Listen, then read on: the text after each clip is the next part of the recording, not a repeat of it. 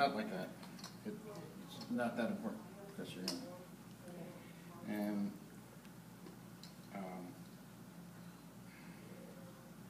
this one is going to be the more traditional one.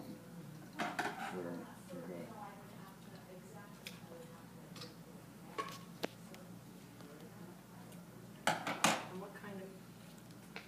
it's number 3.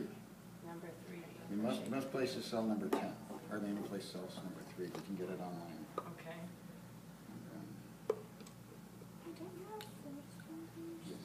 Mm-hmm. So now, the blue one I'm going to make much longer because that's going to be the one we wind with. And that's the traditional way. What I do more often is make them all the same length and even all different colors. And then you can, make your wine twist, your wines with any color you want. Right. This one you got to do it with the blue. But I understand, strictly speaking, you can use all of them. Yes. And what about the fabric? Is there there traditional, untraditional, or is it cotton? Well, Or, there's the wool and linen. Yes. Yeah, or is that just a... According to Menachem, Yes. you can't use this at all. It has to be strings that were made to be made into tzitzit. So the kosher threads, Yes. right? And they're made of... They're made of synthetic. I mean, they Yeah. stretch.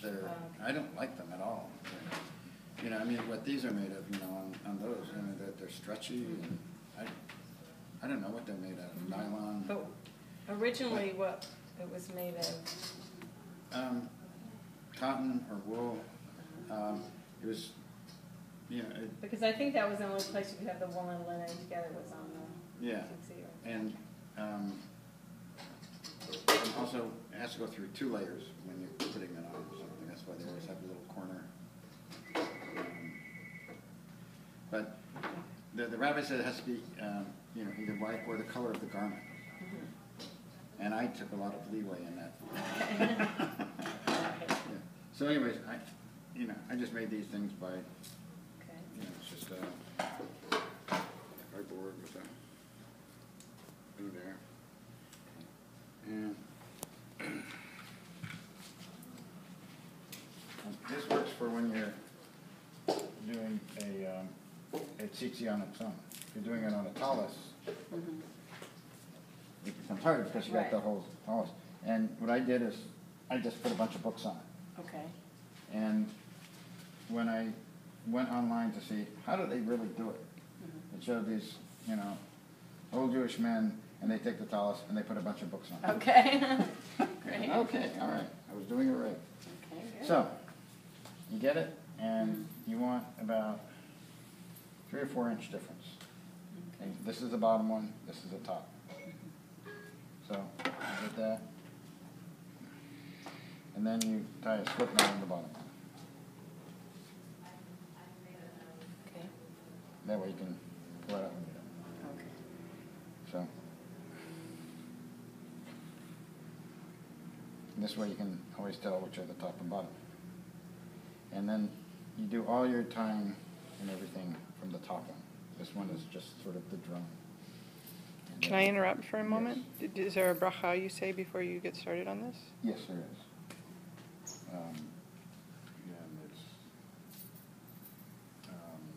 But I don't know it right off. Do you know it? It's the, command us to not consider tzitzit, but something like that. To remember? Yeah, Okay, we'll look at it. yeah. So, And you say it before you start doing it? before you do your first wines. Okay. So this is first knot. And it's over and under. Over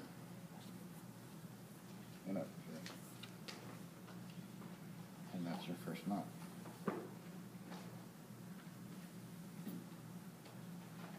Get nice and tight. Okay, so now we're going to do all the winding with the blue. Okay. Because that's what they say, Right. When you buy tzitzit in the bag to put on a talus, Yeah. the kosher ones, there's a bunch of the short ones and then 4 long ones. Because they do all their winding with one. Okay. And I generally do all my winding with all of them. You know, I mean, you can, do this one and that one and that one. But, because I like to have different colors on there. Even if I'm just doing a blue and white one, I'll have a blue wine and then a white wine. Just makes it interesting. But this one's going to be all blue wine. Okay. So you just start by, first one doesn't count. And it goes 7 lines. 2, 3, 4, 5, 6, 7. And there's significance to all these numbers, right? Yes. You're going to do that later? No. Well, I do have material Yeah. about this Yeah. significance. Yeah. Okay. So I want to see how you do the knots, though. Then it's just the same knot. Well, let me where see how you do it. It goes over Yeah. and then up through. Okay. That's it? Okay. And then over and up through again. You do it twice? Mm-hmm.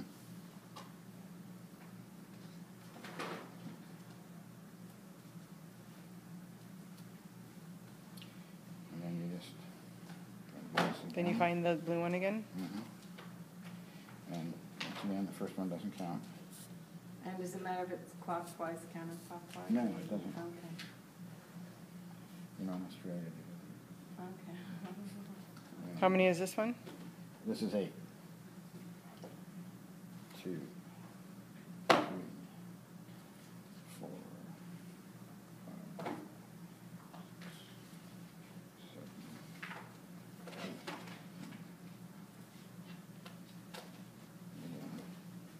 Separate it out. And it's easy because this one has a knot. Keeps them all together. And you do 2 knots again? Mm-hmm. Up and over. Then up.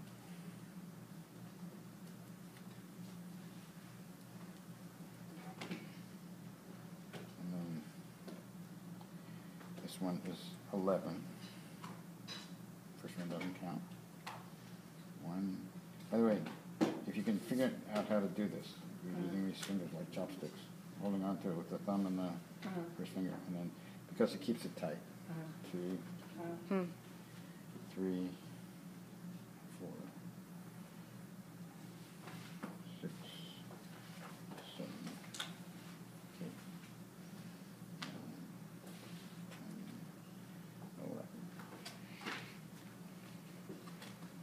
10, 11. And from what I understand, if you get the numbers wrong, but you're sincere about it, it's okay.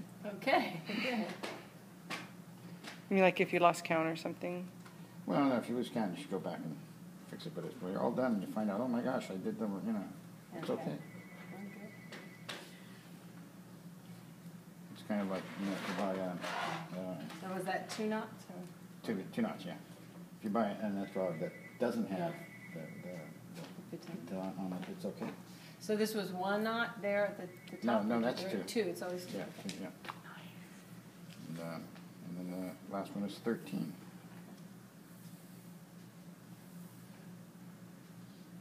First one doesn't count. Right. 1, 2, 3, 4, 5, 6, 7, 8, 9, 10, 11, 12, 13.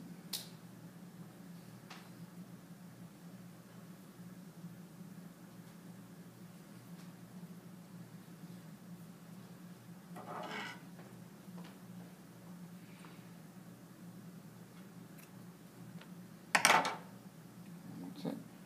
Take your scissors and